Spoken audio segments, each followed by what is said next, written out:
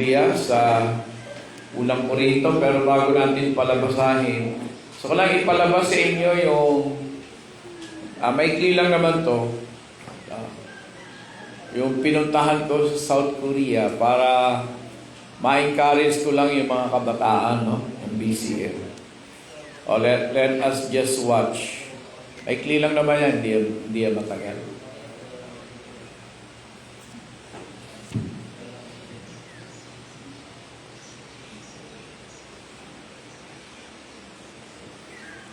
Walang sound yan. Ayan yung sikat na palace, no, sa Seoul. Maraming dumarayo.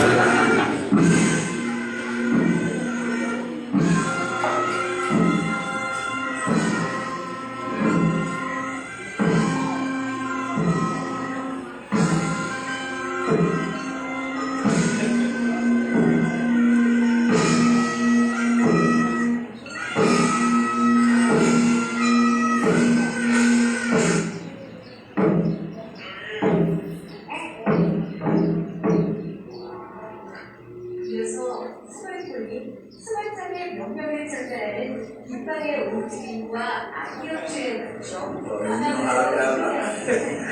예치가 이어지겠습니다. Singing cards will form a certain moving formation according to the military signal and the commander's order. 接下来，守门军根据新兵整顿队形，为守门将交接仪式做准备。続きまして、スモールがそれぞれの命令に従って配置されます。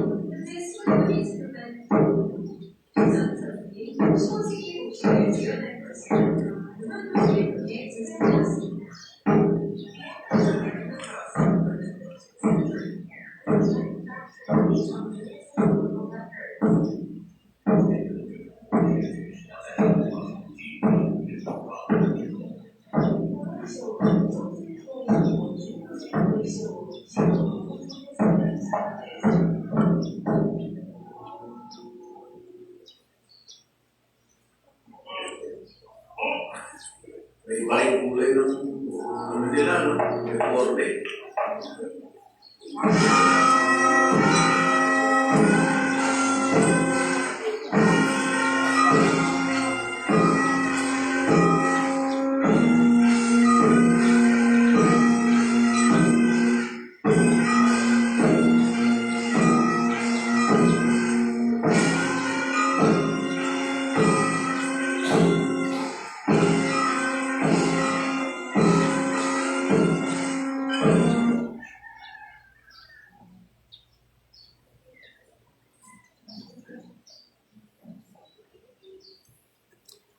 Yan naman sa Hampiong Park, no? Daming butterflies. Totoo, mga 일주일날, butterfly. Nabi. 일주일날, Pichu, nabi. Techu, nabi. Thank you.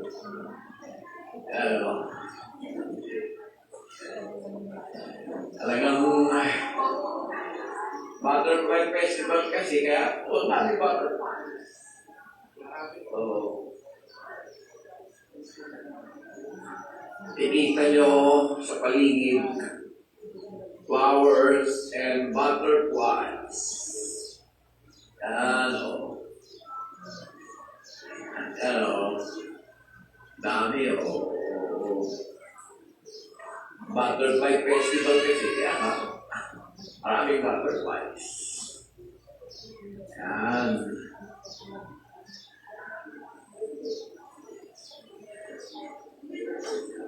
Yan. Okay, medyo mainit na rito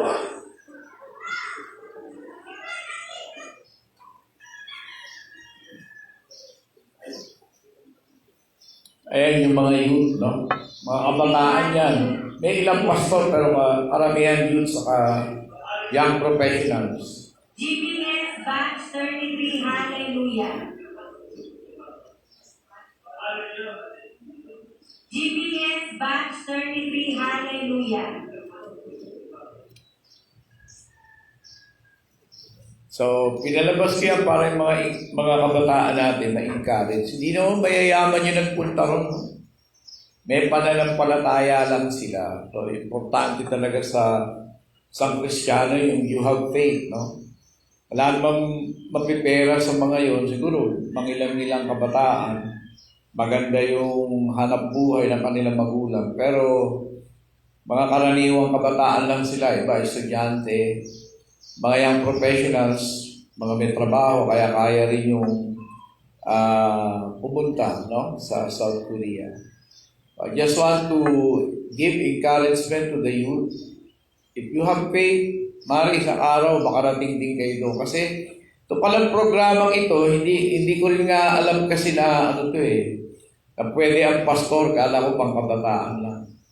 So, nagulat ba ako nung sinabihan ako ng isang pastor, mag-apply ka sa Youth Global Vision. So, I tried to apply, nakapasa naman sa visa. Kaya nakarating ako, no? At yung programa ay para talaga sa kabataan. Pero bago ka makarating sa South Korea, dapat may one day din na Youth Global Vision sa na ma-attendehan mo, no? You could attend one local youth global vision. At yung mga naka-attend na leader, sina Sister Melody, Sister Erlinda, si Brother Eric at si Sister Nene, pwede kayo mag-apply sa October, no? Actually, pwede na mag-fill up. So again, it's by faith. Ako, on my part, pikit mata na sabi ko, Lord, this is my prayer. I want to be in South Korea. Gusto makita ang South Korea. At dininig naman ng Diyos yung panalangin ko. So after 15 days, biyaya ng Diyos, nakabalik naman ako dito sa ating lugar. At marami ko natutunan dun sa Youth Global Vision, although pang kabataan siya. Naapektuhan din ang aking spiritual life. At nakita ko ang South Korea, malinis na bansa, may disiplina. Kung may makita kang basura sa lansangan, mga nakasako, no? Hindi nakakalat. Pero bihirang-bihira ka makakita ng basura na nakasako sa lansangan. Talagang gusto nila na ang kanilang mga lunsod, no? At least 2 at 3 lunsod yung napuntahan ko, Incheon, sa airport, no, sa Seoul. Nag-side trip kami sa Seoul. At sa Gwangju, malaking city din siya, sa southern part ng South Korea. Kita mo, malinis talaga at mga Koreano, disiplinado. And how I wish and pray na sa ating bansa, mangyayari din yun. No? Na ang mga Pilipino magkakaroon din ng disiplina sa sarili. Tayo kasi malinis tayo sa katawan natin. Amen? Nag-ausap ba ako rito? Malinis tayo sa katawan natin. Malinis tayo sa bakura natin. Pero sa lansangan o sa ibang bahagi, wala tayong pakialam. No? Meron pa nga yung nilinis niya sa bakura niya, tatambak niya lang sa maring sa kabila o maring sa daan. No? So, we can learn from other people if we have the opportunity to visit them. So, kailangan din ang pananaw natin sa ating pagiging Christian ay malawak, no? Hindi lang tayo nakatuon dito sa ating sariling pamayanan o komunidad, no? So, praise God for that. At buksan natin ang ating Biblia sa 1 Corinthians chapter 2. Sa magandang balita, Biblia, sabi rito, sa aking pananalita, verse 4, 1 Corinthians chapter 2 verse 4, sa aking pananalita at pangangaral ay hindi ko sinusubukang hikayatin kayo sa pamamagitan ng mahuhusay na talumpati at karunungan ng tao. Subalit nangaral ako sa pamamagitan ng kapangyarihan ng Espiritu upang ang inyong pananampalataya ay masandig sa kapangyarihan ng Diyos at hindi sa karunungan ng tao. Let me just repeat what I have read. Sa aking pananalita at pangangaral ay hindi ko sinubukang hikayatin kayo sa pamamagitan ng mahuhusay na talumpati at karunungan ng tao. Subalit nangaral ako sa pamamagitan ng kapangyarihan ng Espiritu upang ang inyong pananampalataya ay masandig sa kapangyarihan ng Diyos at hindi sa karunungan ng tao. Ang pamagat ng aking mensahe ay The Christianity that will win the world. Yung uri ng pagka-Kristiyano na mapagtatagumpayan ang mundo. The Christianity that will win the world. Yung uri ng pagka-Kristiyano na siya magtatagumpay sa mundo o siya magtatagumpay sa sanlibutan. Yung pinakamalalaking reliyon sa buong mundo, milyon-milyon. Yung iba, bilyon pa nga ang tagasunod nila. Milyon-milyon o yung iba, bilyon pa. Diba, sa India, ano ba ang major religion sa India? Hinduism. Ilan ang populasyon ng India? Billion. No? Billions of people. So, majority of the Indians are Hindus. So, ano ba ang Hindus? Marami silang dinidiyos. Sabi ay 33 million gods. Ang kanilang dinidiyos ay 33 million. Lahat halos dinidiyos nila. No? At di sila naniniwala sa langit at sa impyerno. Naniniwala sila sa reincarnation. Ibig sabihin, pag namuhay ka ng mabuti sa mundo, magre-reincarnate ka, mas maganda yung magiging estado mo o mas magiging maganda yung kalalagayan mo. Kung masama naman ang ipinamuhay mo, magre-reincarnate ka, mabubuhay ka uli, pero mas mababa ang estado ng pamumuhay mo o mas mababa yung magiging kalalagayan mo. Para maintindihan natin gaano kadelikado itong paniniwalang ito. Diba, naging prostitute ka. Alam naman natin ang prostitute. Tama? Tama? O, kasi nung nabuhay ka dati, masama ka, kaya nung na-reincarnate ka, naging prostitute ka. Ngayon, magbabayad sala ka, palibigayahin mo yung iba't ibang lalaki. Intindihan nyo kung gaano kadelikado yung mga ganong turo. Pero sa salita ng Diyos, makikita natin, minsan lamang mabuhay ang tao at pagkatapos nito, siya ay huhukuman. Amen? Sa Hebrews chapter 9, verse 27, tingnan lang natin. Marami ang mga tao sa buong mundo na bulag sa katotohanan. Sabi rito sa Hebrews 9:27, itinakda sa mga tao na minsan lamang mamatay, isang beses lang yung mamamatay, at pagkatapos ay ang paghuhukom. So doon lang sa salita ng Diyos na yun, bagsak na yung reincarnation Pandaraya at kasinungalingan ng diablo. Napakaraming relihiyon, major religion, milyon-milyon ang tagasunod, ang naniniwala, ang iba bilyon pa. Saan sila dadalhin? Ng relihiyon nila. Saan sila dadalhin?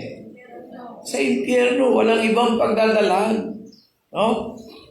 Lahat ng relihiyon, gawa ng tao, gawa lang naman ng tao yan, dadalhin lamang sila sa impyerno. Tayo mga mananampalataya, tama ang ating paniniwala na ang Panginoong Jesucristo lamang ang tagapagligtas. Ang pangalan lang ng Panginoong Jesucristo ang ibinigay ng Diyos Ama sa ilalim o silong ng langit para ang tao ay maligtas. Sino ang tao na sumampalataya sa Panginoong Jesucristo ay maliligtas. Kapag nga, tinanong ko si Jenry, sabi ko, naniniwala ako ba sa Panginoong Jesus, Jenry? Ang sagot niya, oo.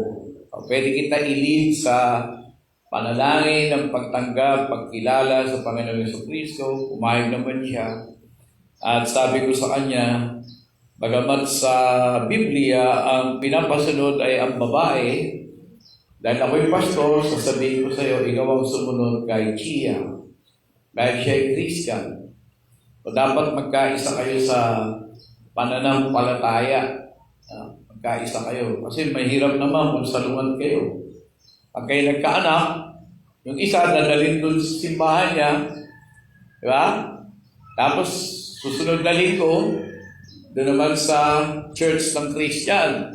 Eh di malilito yung mga bata. Naiintindihan yung sinasabi ko. Pero kung sa Christian ka lang pupunta, di lalaki yung anak mo sa tamang pananampalataya, tamang pagkakilala sa Panginoong Yesus. No? At dahil si Chia ay taga-Lipa, sabi ko, subukan niyo itong church na ito sa Lipa. Pero kung gusto niyo, subukan niyo din ang BCM. Pinapaubaya ko si Jeffrey sa Panginoon kasi hindi naman ako tinanggap niya. Amen? Si Jesus Christ ang tinanggap niya. At si Lord alam kung saan dadalhin yung tao na kumilala sa Kanya. Ang buhay na walang hanggan ay tanging sa Panginoong Jesucristo lang. Ang kapatawaran ng kasalanan ay matatanggap ng sinuman sa pamamagitan ng pananampalataya sa Panginoong Yesus. Pero makikita natin sa iba't ibang panig ng mundo, yung mga mananampalataya, they are being persecuted. They are being killed or they are being massacred. Yung mga mananampalataya sa Nigeria, pinapatay ng mga tinatawag na Fulani. They are being killed by Fulani tribesmen. Yung mga mananampalataya sa Syria naman ay ginugulpi. At they're being assaulted. Hagarin sila, lulusubin sila, tapos gugulpihin sila. Ang Syria ay Christian nation, Christian country nung siya nag-umpisa. Si Apostol Pablo ay galing sa Syria, sa Tarsus. No? Pero paglipas ng panahon, nabaliktad ang pangyayari. No? Ang mga mananampalataya sa Syria, pumonte ng pumonte. So ang katanungan, natatalo ba ang Kristyanismo? Natatalo ba ang Kristyanismo? Natatalo ba ang Kristyanismo? O yun ang ating tinatalakay sa ngayon, no? The Christianity that will win the world. Anong uri ng pagkakristyano ang magtatagumpay sa sanlibutan o anong uri ng pagkakristyano ang magtatagumpay sa mundo? Kalahati ng populasyon ng buong mundo hindi kilala ang Panginoong Yesus at hindi man lang narinig ang kanyang pangalan. Pero anong utos sa atin ng Panginoong Yesus? Humayo kayo at gawin ninyong alagad ko ang lahat ng bansa. Paano ito magiging realidad? Paano ito magiging totoo? What kind of Christianity will make this a reality?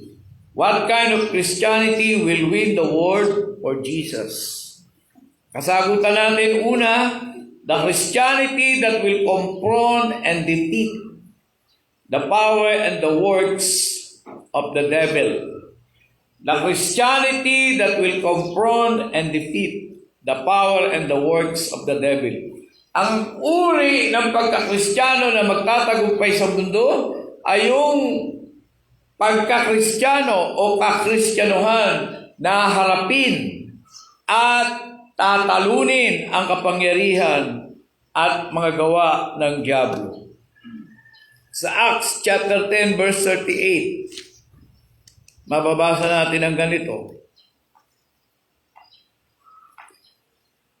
Alam ninyo ang tungkol kay Jesus na taga Nazaret at kung paanong pinili siya ng Diyos at pinuspos ng Espiritu Santo at ng kapangyarihan.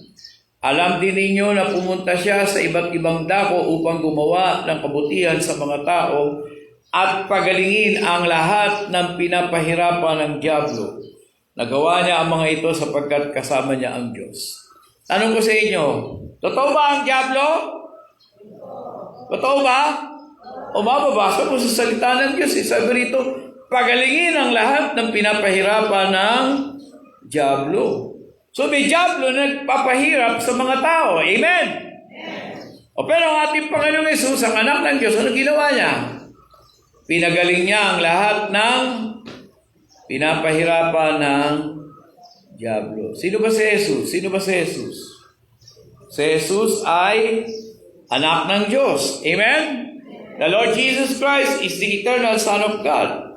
Siya yung anak ng Diyos magpasimula sa kawalan, from eternity. From eternity to eternity. Walang hanggan hanggang walang hanggan. Kasi yung eternity, walang hanggan. Walang katapusan. From eternity, walang hanggan, to eternity, walang hanggan, nag-iisa ang Panginoong Yesus na anak ng Diyos. Kaya tayo naging anak ng Diyos dahil tayo ay nakay Kristo. We become the sons of God because we are in Christ Jesus. When we receive the Lord Jesus Christ as our Lord and Savior, the Spirit of Christ has already indwelt us. Na tayo ay tumanggap sa Panginoong Jesucristo, ang Espiritu niya ay nanahan na sa atin. Kaya tayo ay nakay Kristo. Tayo ay kaisa ni Kristo. Kaya ang tingin ng Diyos sa atin, tayo ay kanyang mga anak dahil ang nakikita niya ay ang Espiritu ni Kristo. Amen? Amen? Kung wala ang Espiritu ni Kristo sa isang tao, hindi siya kabilang kay Kristo. Saan yan? Romans chapter 8, di ba? Romans chapter 8. Importante na nasa yung Espiritu ni Kristo. Sabi rito, Romans chapter 8 verse 9, pangalawang bahagi, kung wala sa isang tao ang Espiritu ni Kristo, hindi kay Kristo ang taong iyon. Ang pinaka-importante pala, masiguro natin, na ang Espiritu ni Kristo, ang Espiritu ng Diyos, ang banal na Espiritu, ay nananahan, nakatira sa atin. Amen? Naging anak tayo ng Diyos dahil tayo ay nakay Kristo Jesus. Pero si Jesus Christ, siya talaga yung kaisa-isa, bugtong na anak ng Diyos. Siya ay Diyos at siya ay tao. Both fully God and fully man in one person.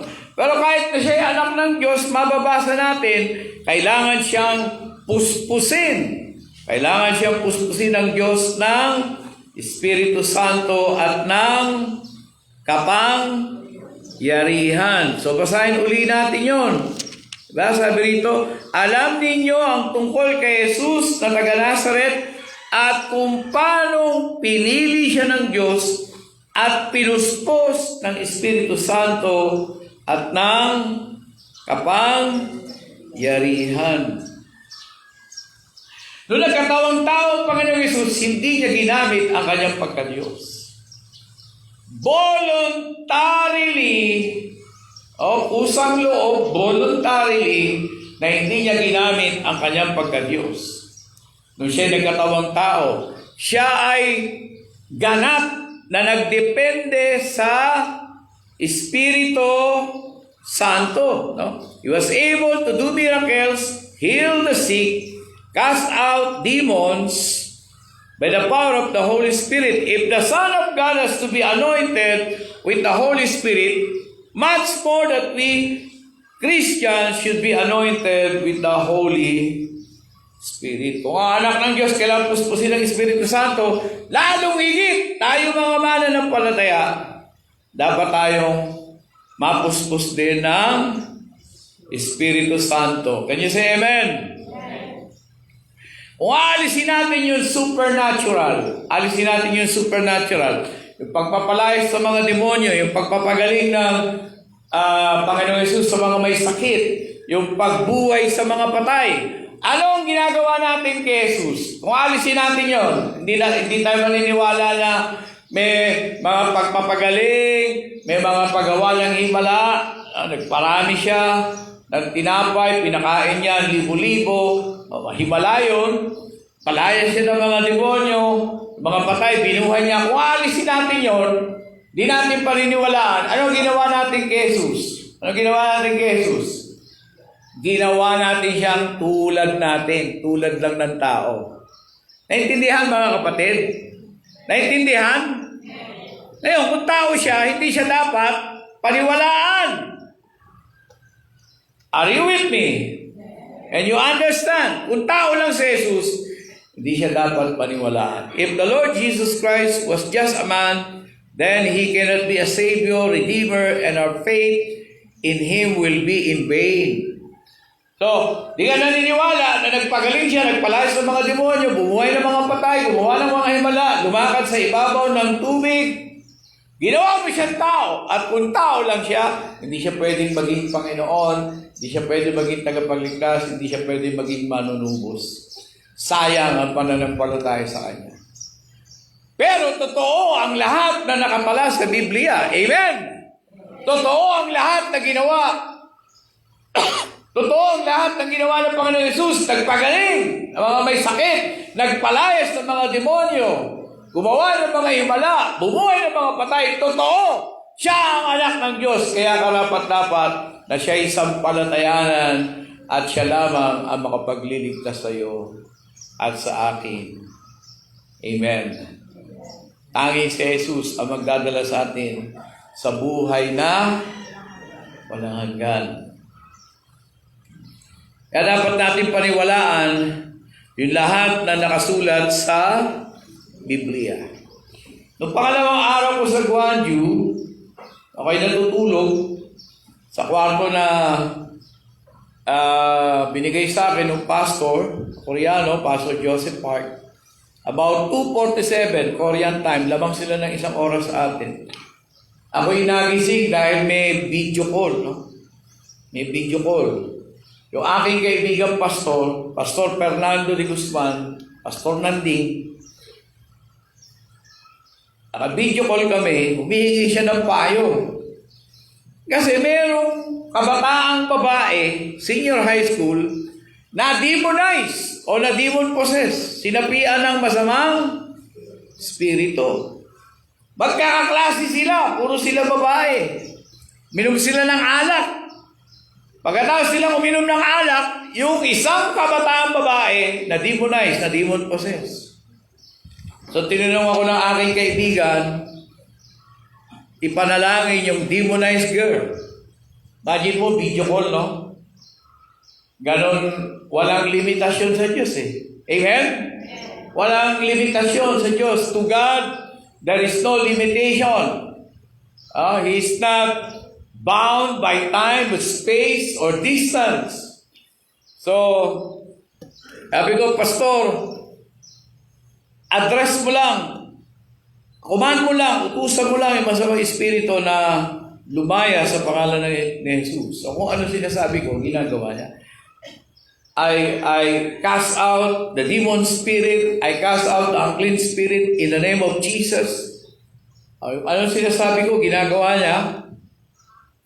Dahil video call yun, nakikita ko, naririnig ko, yung nasapian na masamang espiritu, kakatuwa. No, yung sound na nalilikha niya. Sa English, eerie, strange, or frightening sounds. Talagang demonize siya. Hindi emosyon. Talagang demonize siya kasi kitang-kita ko sa video call eh. So sabi ko sa kanya, palayasin mo yung unclean spirit o yung demon spirit sa pangalan ng Panginoong Jesus. Dahil sabi nung kaibigan ko, Pastor Nanding, naghihis yung lumilikha ng tunog ng ahas. Sabi ko, spirit of python ito, no? O python spirit. Ang python ay sawa, no, sa Tagalog. Spirit of python o python spirit. Sa Acts chapter 16, makikita natin yung isang babae na sinasapian din ng masamang espiritu. Ang tawag ay espiritu ng panghuhula, no? Sabi rito, Acts 16, verse 16. Sinasapian siya ng masamang espiritu kaya siya nakakapanghula. O yun yung pagkasalin sa magandang balita. Sa original, kahit tingnan mo sa Grego, ang nakasulat ay Python, no? Python, spirit of Python. O sabi ko, Python spirito. You have to know kung ano yung spirito na sumasapi. Kaya sabi ko, Pastor, address mo. I rebuke and I command the spirit of Python to depart from this girl, to be cast out from this girl. In Jesus' name. So ginawa nung kaibigan ko, Pastor, maya-maya tumahimik na yung kabataang babae. At pupunta yung nanay doon. Dahil syempre, ibinalita nga na nangyari sa anak niya. So pumunta rin sa bahay ng kaklase na doon sila nag-iinuman para sunduin. Pero bago niya nakuha yung anak niya, maayos na. So ibig sabihin, ganito yung dapat na uri ng pagkakristyano na maipapakita natin dito sa mundong ibabaw. Are you with me? Are you with me?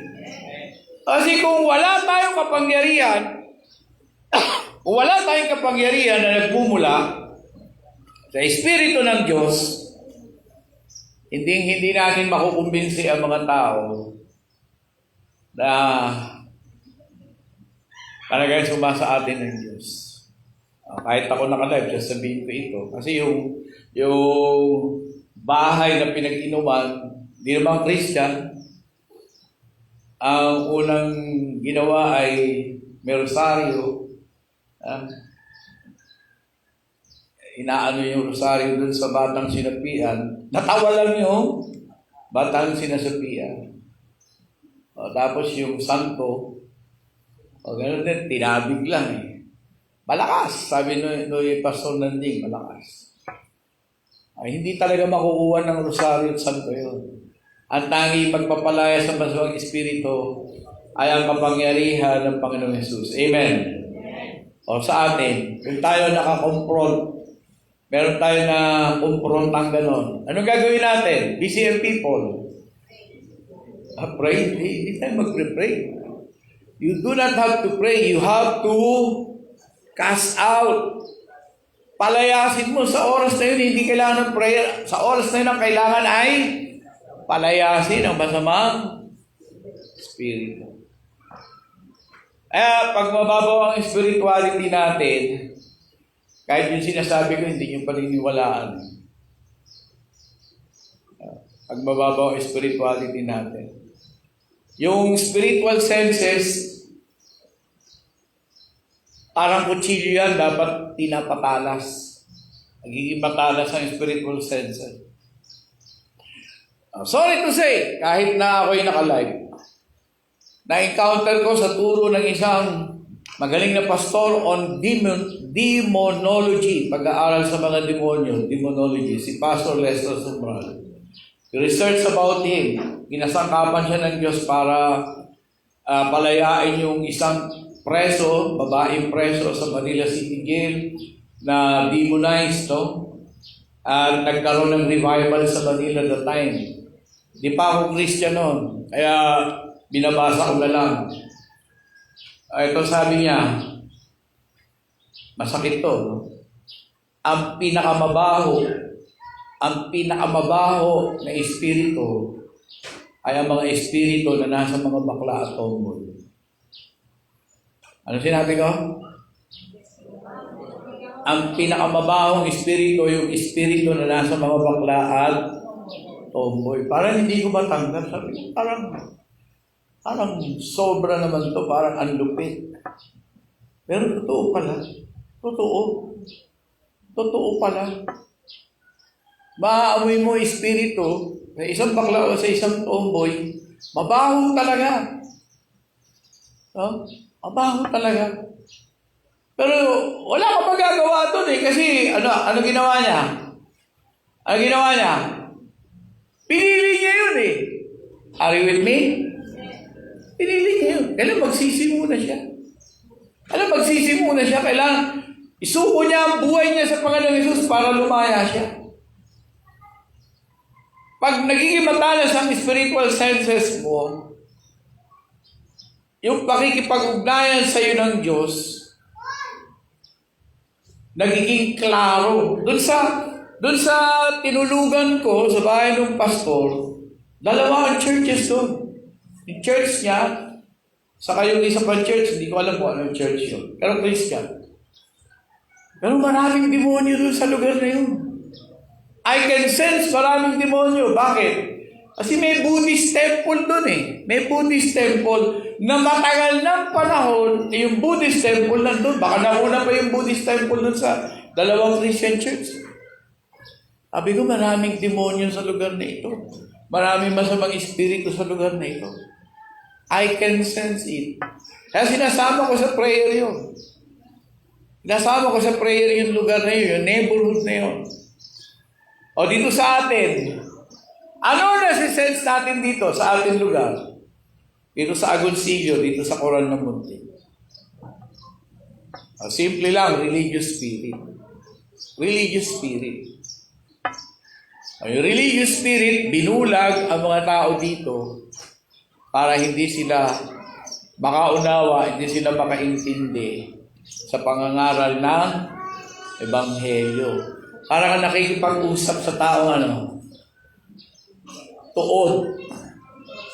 Pag nangaral ka patungkol sa Panginoong Hesus, parang tuod ang kausap mo. Hindi nakakaintindi kasi bakit? May religious spirit siya. Paano dapat mong unang gawin? Palayasin mo ang religious spirit sa tao. Huwag mo nang isigaw. Religious spirit, lumayas ka. Magugulat sa iyo yung tao. Diba?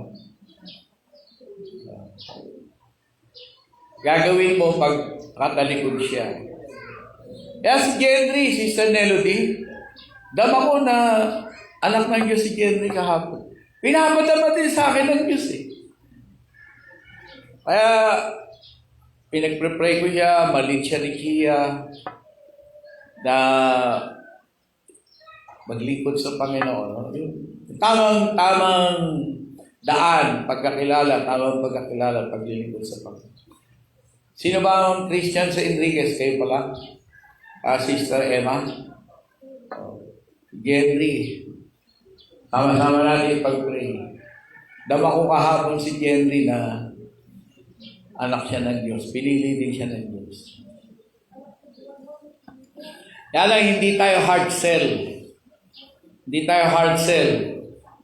Pag may nadama ka sa isang tao, you just make it to be an item for prayer. Lord, si Henry, example ko lang, magtuloy-tuloy nawa na makakilala sa iyo. Magkaroon nawa ng spiritual hunger and thirst to know you more. Kahapon, pinaglilihans ko mga taga-pabiga eh. Nadama ko lang ang presensya ng Espiritu ng Diyos kay Rika eh. Hindi ko alam plano ng Diyos eh, Rika. Pero yung ibang nilihans ko, wala eh. Pero tiyatyagaan ko sila. O kaya siya lang nag-church ko. Ba't ikaw lang nag-church? Kasi pinalista sa pinalista yung kapatid mo sa simbahan, binyag. Natawa ako. Sarili ko natawa ako. Okay ito Tinuturuan mo, hindi na babago. May magandang plano si Lord sa iyo, Rika. Magpatuloy ka lang. Diyos ang namimili, hindi tayo. Amen? Yeah. Kaya, yung kapangyarihan ng Espiritu ng Diyos dapat nagmamanifest sa atin. Hindi ka naman lalabas ng bahay para maghanap ng mga demon possessed. Hindi yun ang trabaho mo. At ang trabaho natin, mangaral. Amen? Okay, pag meron ka na encounter, huwag ka na tumakbo. Baka mamaya, tatakbo ka pa. Pag may na-encounter kang demonize. Ano pinapakita mo nun? Pag may na-encounter kang demonize, demon possessed. Ano pinapakita mo nun? O, hindi ka naniniwala. Hindi ka naniniwala kay Jesus. You have to believe. Importante ang pananampalataya. Amen? Importante pala. You have to believe kung ano sinabi sa Biblia, totoo. May kapangyarihan ang anak ng Diyos, may kapangyarihan ang mananampalataya na magpalaya sa mga demonyo. Amen? Marcos, Kabanatang 16.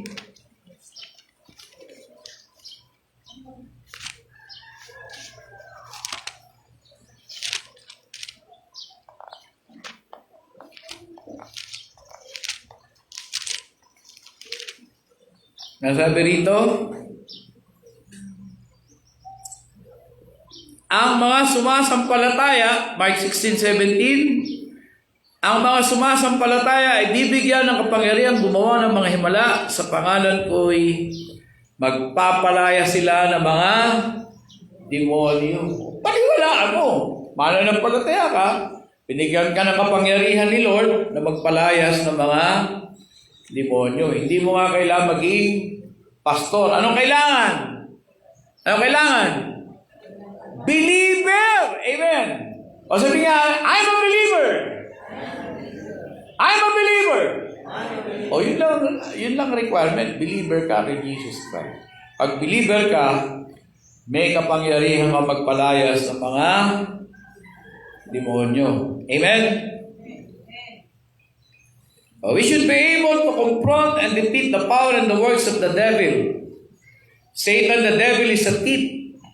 He came to steal, to kill, and destroy individual lives and the lives of families. How many people are addicted to drugs, to alcohol, to gambling, to porn, to sexual immorality? How many are broken families? Relationships between spouses and parents and children are marked with complex and irreconcilable differences. Masyadong hinati ni Satanas ang mga pamilya. Anging kapangyarihan at pag-ibig ng Diyos ang magpapanumbalik sa kanila. We confront the devil from a position of victory. Through the death and resurrection of the Lord Jesus Christ, the power of Satan has been totally neutralized. Dahil namatay, nabuhay na muli ang Panginoong Yesus, kapangyarihan ng Diablo ay nagapi na. Yun ang dapat nating pananampalatayanan. Pangalawa, the Christianity that will manifest the love of the Lord Jesus Christ. Yung uri ng pagkakristyano na magtatagumpay sa mundo, yung pagkakristyano na naipapakita ang pag-ibig ng Panginoong Jesus. 1 John chapter 4, ang sabi diyan sa verse 7, mga minamahal, mag-ibigan tayo sapagkat mula sa Diyos ang pag-ibig. Ang bawat umiibig ay anak ng Diyos at kumikilala sa Diyos.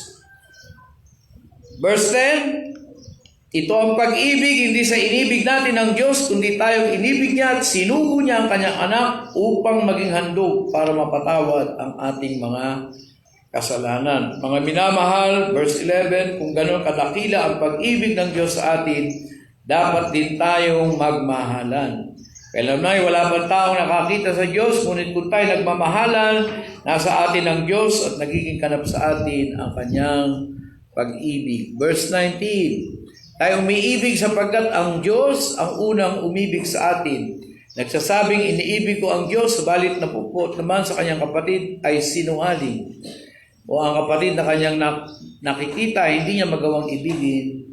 Paano niya maiibig ang Diyos na hindi niya nakikita? Ito ang utos na ibinigay sa atin ni Kristo. Ang umiibig sa Diyos ay dapat ding umibig sa kanyang mga kapatid. Paano natin mapapatunayan na tayo ngayon mga alagad ng Panginoong Yesus? Ano ang preba? Ano ang katibayan na tayo mga alagad ng Panginoong Yesus? John chapter 15 verse 12. Ano sabi sa John chapter 15 verse 12? Sabi, ito ang aking utos. Magmahalan kayo o mag-ibigan kayo gaya ng pagmamahal ko sa inyo. Gaya ng pag-ibig ko sa inyo. O dito sa BCM, totoo, ang pag-iibigan natin, pagmamahalan bilang magkakapatid sa Panginoon, napapatunayan na tayo ngayon mga alagad. Amen! Napapatunayan na tayo ngayon mga alagad, tagasunod ng Panginoong Jesus.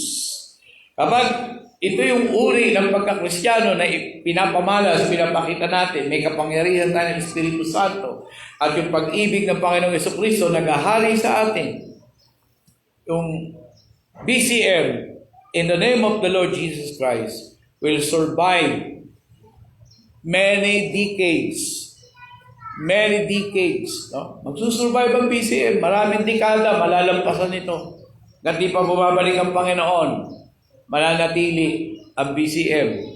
O nasa atin ang kapangyarihan ng Espiritu Santo at nasa atin ang pag-ibig ng Panginoong Yesus. Sa 1 Corinthians chapter 13, pwede nating palitan ng Jesus yung pag-ibig, no? Kasi character ni Lord yan eh. Character ni Jesus yan eh. Basahin lang natin ang 1 Corinthians chapter 13. Ang sabi dyan, verse 4, palitan natin ng Jesus.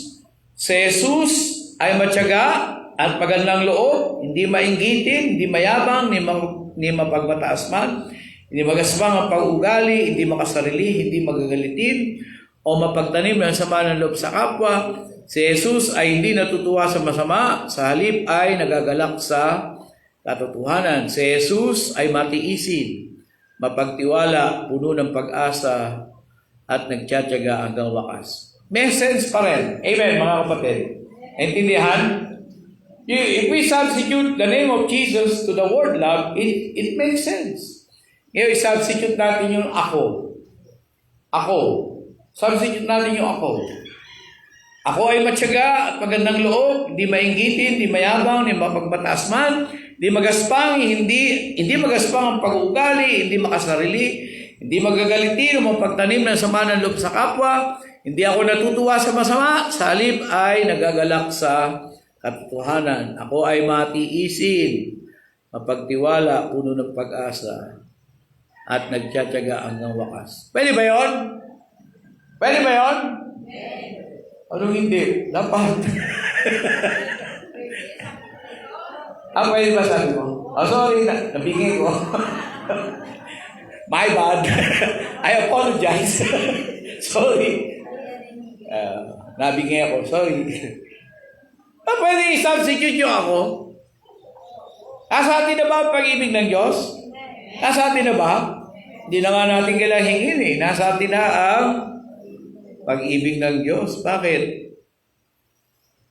Sa Roma, chapter 5. Hindi natin hingin. Tinanggap na natin eh. Romans chapter 5, sabi rito sa verse 5, hindi tayo binibigo ng pag-asang ito sapagkat ang pag-ibig ng Diyos ay ibinuhos na sa ating mga puso sa pamamagitan ng Espiritu Santo na ipinagkaloob sa atin. O, hindi na natin hihingin dahil tinanggap na natin. Amen? Amen? Ang pag-ibig ng Diyos ay ibinuhos na sa ating mga puso sa pamamagitan ng Espiritu Santo na ipinagkaloob sa atin.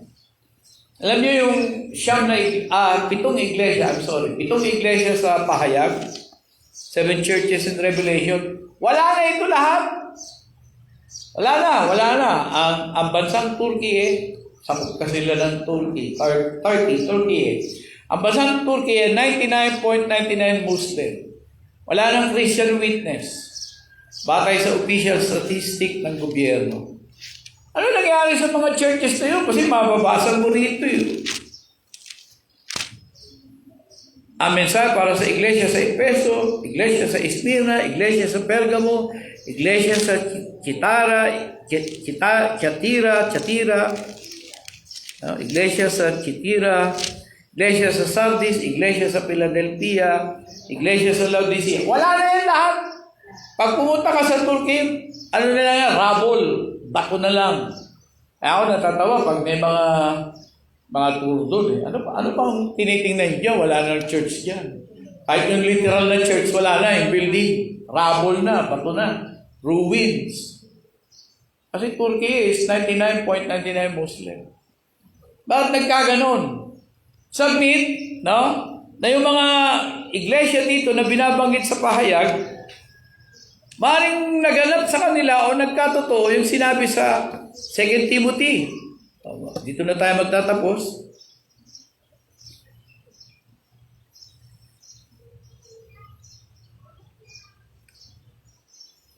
Second Timothy 3:5. Ang sabi rito, sila'y may anyo ng pagiging makadiyos, ngunit hindi naman nakikita ang kapangyarihan nito sa kanilang pamumuhay. Having a form of godliness but denying its power. Mari ito naganap sa kanila.